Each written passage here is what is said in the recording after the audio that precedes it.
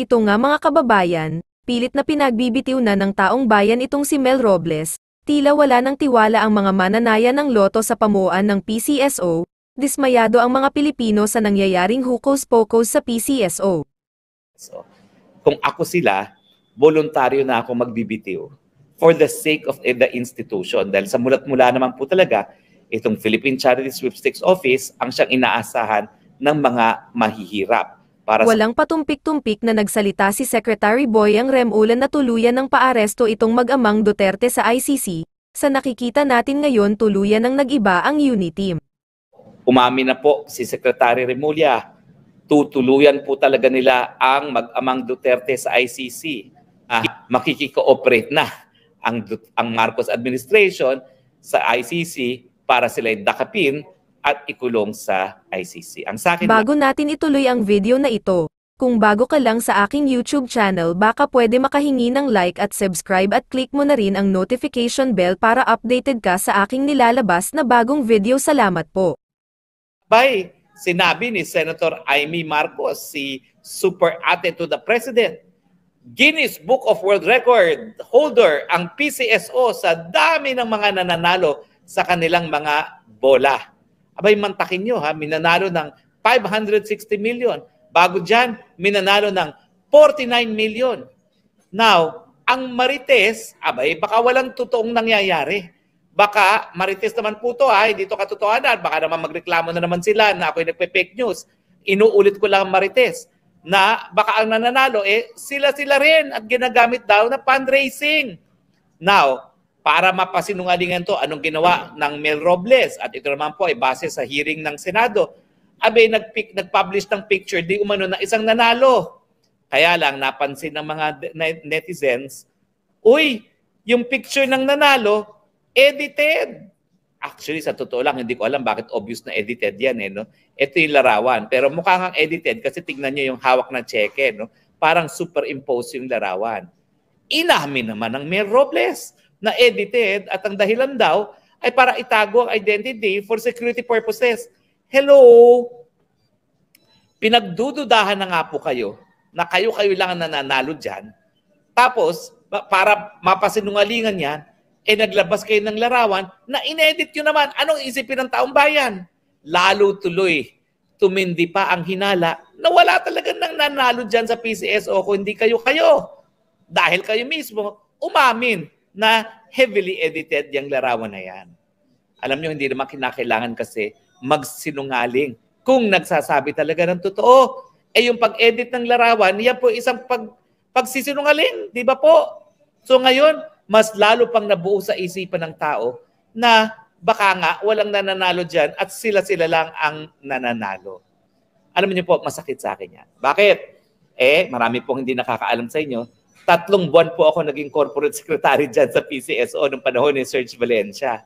Kaya po 3 buwan lang, lumabas yung appointment ko sa UP as full-time professor. So, pinili ko na maging professor sa UP kesa manatili sa board ng PCSO. Pero nakita ko po talaga kung gaano ka-epektibong mabigay ng tulong medikal ang PCSO. Unang-una sa lahat ng empleyado, kasama na po ako doon ha. Abay, libre po lahat ng gamot ko bilang isang diabetic. At kung magkakasakit, sagot na rin. At talaga naman pong ang mga mahihirap, ang inaasahan lamang, medical assistance galing sa PCSO. Nung tayo po ay naging kongresista at sinulong natin ang universal healthcare, ang isa sa pinanggagalingan ng pondo para mapondohan itong libreng gamot at libreng paggamot, kalahati ng kita ng PCSO, kalahati ng kita ng PAGCOR, sin taxes, at saka yung annual appropriations. No? So ganyan ka-importante po at ganyan kalapit sa puso ko ang PCSO, hindi lang dahil minsan ako'y naging kabahagi ng pamilya ng PCSO, kung hindi, kung wala pong PCSO, hindi po mapapatupad yung pinaka-importanting batas na aking naisulong bilang isang kongresista, ang universal healthcare. So ayaw ko po na pinagdududahan ng tao kung talagang minananalo dyan sa PCSO. Alam niyo po, pag nawala ang tiwala ng tao dyan, sino pa ang bibili ng ticket ng PCSO? Wala na. Miski pa mag-online tayo, kung ang paniwala ng tao ay house show naman at wala talagang nananalang totoo dahil sila-sila rin ang nananalo, bakit ka patataya?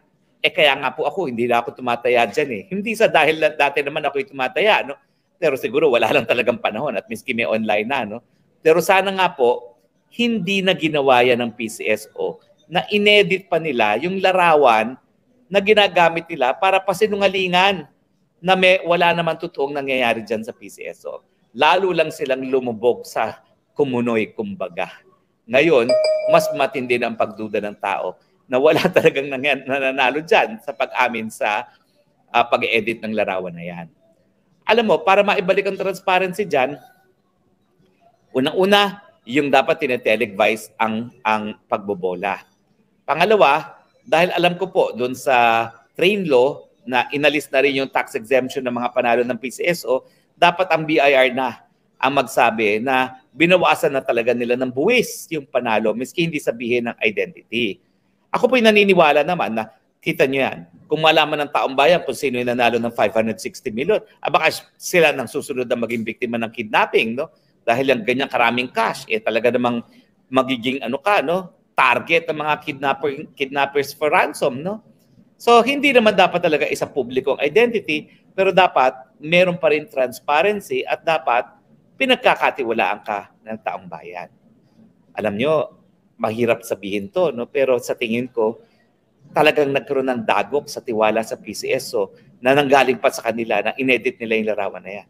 Baka kinakailangan palitan ng mga personalidad dyan sa PCSO para mabalik yung tiwala ng taong bayan nang sila'y bumili uli ng mga ticket at magpusta online nang sa ganun.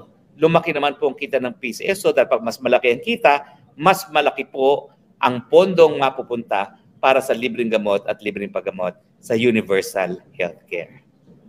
Oo nga pala, no? Bago tayo magpatuloy, no? May lumabas din na balita na apparently yung mga namumuno ngayon sa PCSO, kinasuhan din dahil dati silang nagtatrabaho parang sa LRT at ngayon po ay may hinaharap din silang mga kaso. Well, hindi pa naman po yung conviction, no? So, meron pa silang presumption of innocence. Pero sa panahon ng pinagdududahan na sila lang nananalo, lalabas pa yung balita na nakasuhan sila ng graft dahil doon sa kanilang trabaho na bago lumipat ng PCSO, lalong nadagukan ang tiwala dyan sa PCSO. Kung ako sila, voluntaryo na ako magbibitiw for the sake of the institution. Dahil sa mulat-mula naman po talaga, itong Philippine Charity Sweepstakes Office ang siyang inaasahan ng mga mahihirap para sa kanilang mga pangangailangang medikal. So for the sake of the poor and for the sake of restoring the integrity of PCSO, sana nga po, voluntaryo na silang magbitiw. Humanap na lang sila na ibang trabaho siguro sa gobyerno. Malalakas naman sila sa administrasyon, no? So, hindi naman po sila mawawalan ng trabaho. At bago po tayo magtapos ng ating broadcast, umamin na po si Secretary Remulla, tutuluyan po talaga nila ang mag-amang Duterte sa ICC. Kinumpirma niya na dahil po sa mga resolusyon na ipinasa ng Kamara, ngayon daw ay makikipagtulungan na sila sa ICC at ang pinaka-importanting pagtutulungan ay yung pag-aaresto sa mag-ama kapag sila po ay naisyuhan na ng warrant of arrest. Malungkot po yan dahil talaga naman pong yan ay patunay na wala na pong unity. Dahil paano naman makiki-unity pa ang mag-amang Duterte na makiki-cooperate na ang Marcos administration sa ICC para sila'y dakapin at ikulong sa ICC. Ang sa akin lang, bakit ba kasi ginawa pa ito na nanggulo? Ang tahitahimik naman natin noong unang taon matapos magwagi ang unity.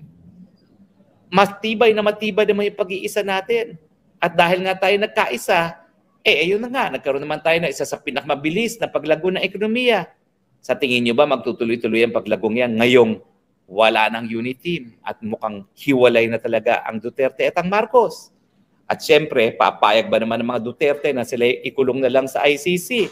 Syempre, magbabalak din yan, no? Para maiwasan yan. At sa tingin nila, tanging pagpapalit ng liderato lamang ang makakapigil dyan sa kooperasyon na yan. Siguro, pag may milagro naman, marirealize si PBBM na sinabi mo na dati na paglabag yan sa soberenya, bakit ngayon makikipagtulungan ka? Hindi naman po pwede 7 months ago, sigurado ka at nandun pa ako sa pagpupulong na yon. Kabahagi ako ng pagpupulong na yon. Sigurado siya na dahil umalis na tayo sa ICC, paglabag na ng soberenya, kung tayo makipagtulungan pa sa ICC, bakit ano man nangyari 7 months later? Bakit ngayon makipagtulungan na? Kasi nga po, gaya ng nasabi ko dati, naniwala naman itong si PBBM sa mga marites na nagdi-distab daw si Presidente Duterte. Naku, nung makalawa lang po kasama ko si Presidente Duterte, napakahina na po, nakabaston.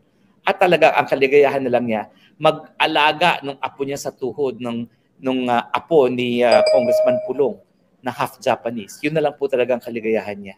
So, miski sabihin na natin nakipag-usap yan sa mga general, kwento kutsero lang po yun. Dahil sa totoo lang po, pag naririto sa Maynila si Presidente Duterte, tumitira po yan sa 90 square meter na condominium. Para ikaw po mag-distab, kinakailangan mo billion-billion na obviously wala po si Presidente Duterte. Malungkot po yan. Dahil nga habang nandyan ng unit team, nakita naman natin, bagamat mayroong mga pagsubok, patuloy pa rin ang pag-usbong na ating ekonomiya. Ano na mangyayari sa atin ngayon? Lalong-lalo na mukhang lumalala pa ang hidwaan dyan sa gitnang silangan. Kung nagustuhan mo ang ganitong video, huwag kalimutan ang magkomento kung ano ang saloobin mo. Salamat po.